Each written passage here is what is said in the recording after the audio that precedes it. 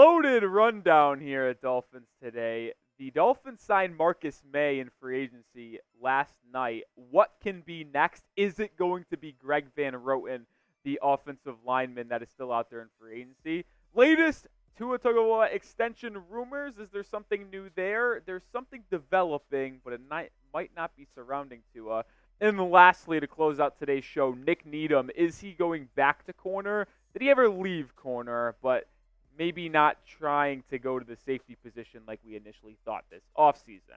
But make sure you do have your notifications turned on, which you also have to be subscribed to have your noties turned on. But you need to have them on in case breaking news happens, like it did late last night.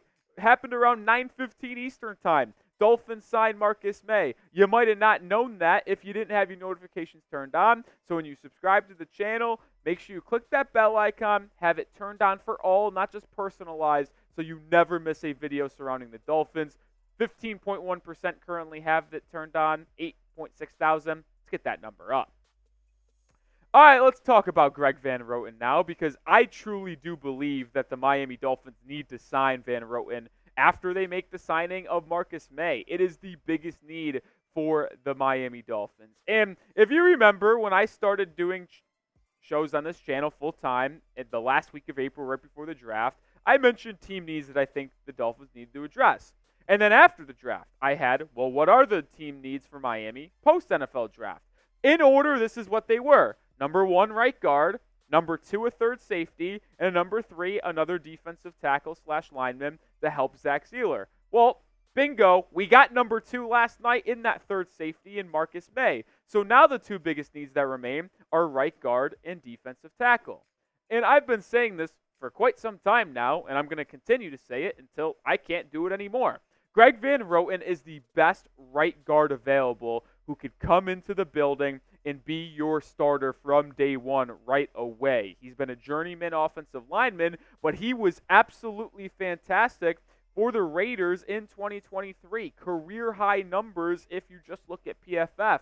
Only allowed 5 sacks and put up good numbers according to Pro Football Focus. 75 overall, 77 pass block, 68 run block. By the way, those numbers rank top 10 for interior offensive linemen in terms of pass blocking. And 0 penalties is something I could always get behind. And when you look at this offensive line, it's so clear that there is a wolf in sheep's clothing, I will say here. You like your 2 tackles, Teron Armstead, Austin Jackson. I like Brewer coming in from Tennessee to be your starting center to replace Connor Williams. Wynn is fine when healthy, but Robert Jones here, are we trusting that? I don't think we are. Jack Driscoll, Liam Eichenberg, Lester Cotton, are they going to end up taking the job? I doubt that as well. So to me, the need for right guard just continues to be there, and I get it. There is no such thing as a perfect roster. You're not going to be able to have someone that you feel comfortable with at every single position on the football field. But if you sign Greg Van Roten, it will be pretty darn close to having every position across the board, all 22 starters, at least giving me a feeling of comfortability going into the season before an injury happens or something like that.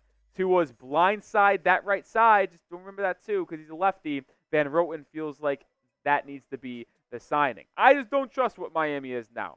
Like I kind of mentioned, I'm skeptical of Robert Jones. They're all trying to replace Robert Hunt, who was absolutely phenomenal for Miami before he signed a 5-year, $100 million deal with the Carolina Panthers in free agency. Maybe Jack Driscoll could be a sleeper at right guard after coming over from the Eagles in free agency. I just don't think what the Heat or the Dolphins have right now is sufficient to be above average in the National Football League, which is why I'd like to add it Greg Van Roten.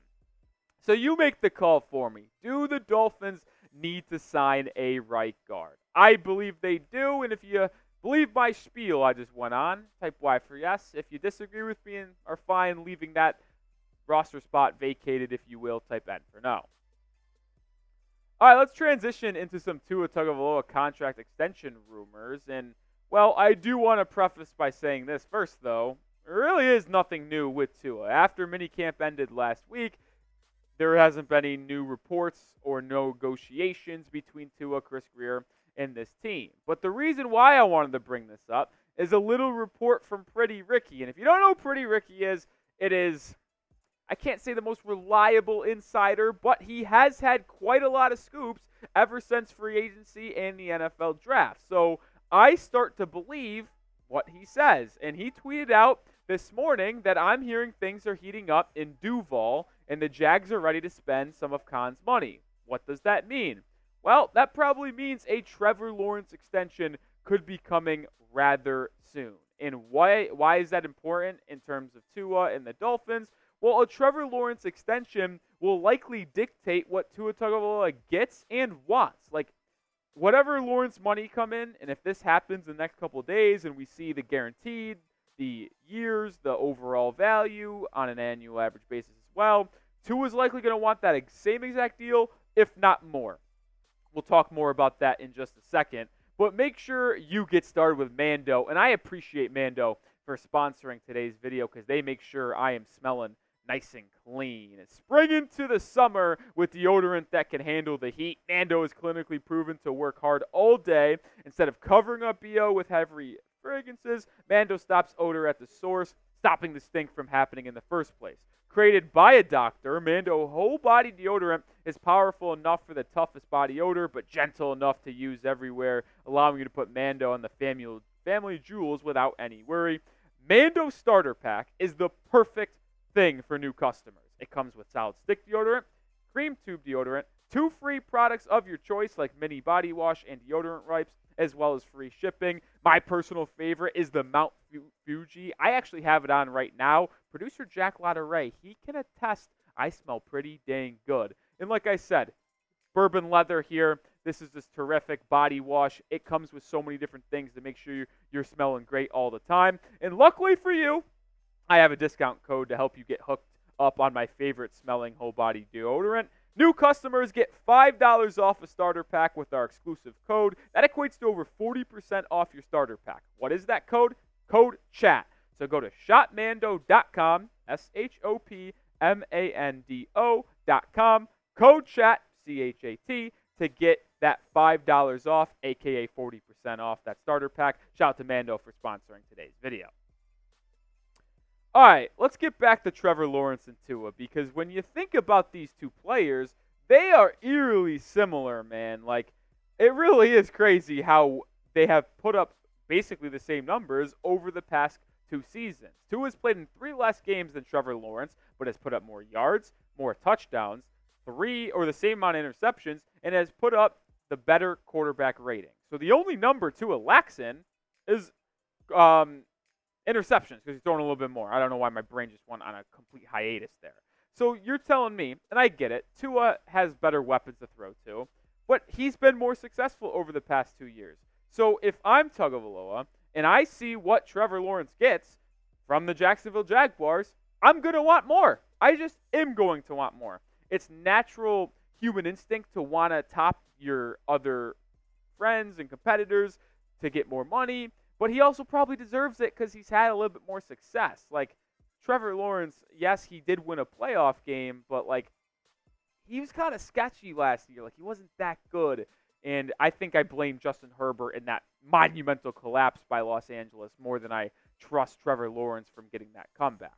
And we've shown this number on the channel a couple times, but what could a Tua contract extension look like? I think this is what Tua deserves, and this is what I'd be comfortable paying him. 4 years, $220 million total, $55 million on an annual average salary with $180 million guaranteed.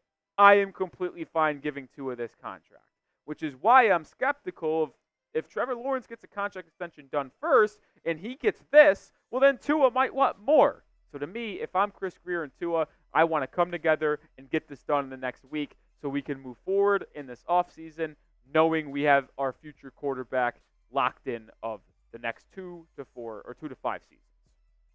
So let me know, would you give Tua this deal? If you're with me in my projection and you want it, type G for give. Or if you're saying, well, that might be too much, I don't want to give Tua that, type W for wouldn't. Let me know your thoughts down below. All right, let's head back to Marcus Maye now. Jordan Schultz had the initial breaking news report yesterday. I wanted to share this quick note and then talk about what this means for Nick Needham. But it's very intriguing to me because look at this part right here. Maye had multiple teams interested, but loves the roster in Miami and wants to be a part of a Super Bowl contender, which he believes Miami has. So it makes me quite happy that Marcus Maye had other suitors and chose Miami over him. Similar to Odell Beckham Jr., who could have went to the Chiefs or the Bills, and nope, he wanted to come to Miami because he likes the roster that we have in place here. But either way, when we talk about what this means for the Dolphins' depth chart and defense, this is where things stand currently in the safety room. Javon Howard and Poyer, your dynamic duo. Poyer coming from Buffalo. I'm excited to see how these two work together. I'd slot in Marcus Maye as that strong safety type. He's played both free safety and strong safety in his career, so I'd put him behind Poyer. Patrick McMorris, the sixth-round rookie, is also in that room, and then you have Elijah Campbell and Colbert in the free safety room, but don't forget about the UDFA out of TCU, Mark Perry, who is vying for this roster.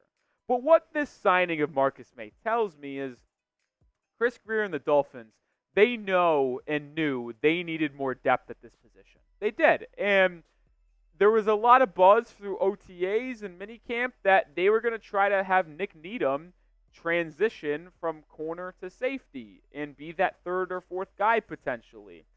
Maybe they just didn't feel comfortable with Nick Needham doing that, and they wanted to see how it would go in the first couple weeks of the offseason, and they didn't like it. So like, all right, we'll go add another guy. But this does also help the Dolphins because he will stay at corner and give more depth there. But Maye is someone who has a tons of experience, right? 77 games through his career, 7 seasons, has missed a lot of time over the past couple of years in New Orleans, only playing about 15 or 16 games total, but he was a rock for the Jets in his first 5 years of his career, and this is where he put up most of his numbers. He's a ball hawk, 8 interceptions, 28 PBUs, not afraid to get dirty and make some tackles. Maye on the plus side of 30. Hopefully he can stay healthy for the Fins, but if he does, he'll be a very solid third safety. And it's not going to be flashy, right? The flashy signing would have been Justin Simmons. We didn't go flashy. And to be honest, even though I want Justin Simmons, it probably makes sense to not go that route because he would have wanted more playing time and wanted more money. Like this Maye deal is probably very, very cheap and very close to the vet min, so it doesn't cost you that much in cap space. It's just a solid depth piece that can really give you insurance behind Holland and Poyer. I like the move. I graded it about a B-, but you can grade it for me down below as well. And make sure you are subscribed to the channel because, as we said off the top, we dropped the video 15 minutes. That's pretty quick, folks, after the Dolphins made the signing official. So that is why you subscribe, so you never miss a thing surrounding the Fins. I'll see you with a video tomorrow. Go Fins.